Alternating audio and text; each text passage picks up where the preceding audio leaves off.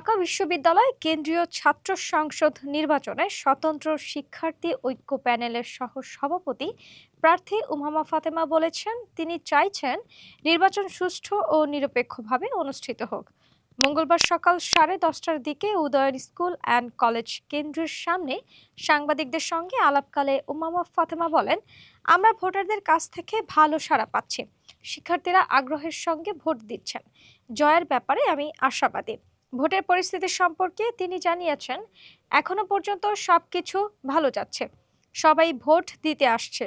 আমরা চাই এই ধারা বজায় থাকুক এবং নির্বাচন সুষ্ঠুভাবে সম্পূর্ণ হোক।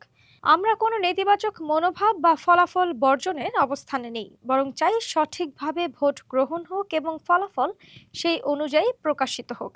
বিশ্ববিদ্যালয়ের 8টি কেন্দ্রে 810টি বুথে সকাল 8টা থেকে ভোট গ্রহণ শুরু হয়েছে।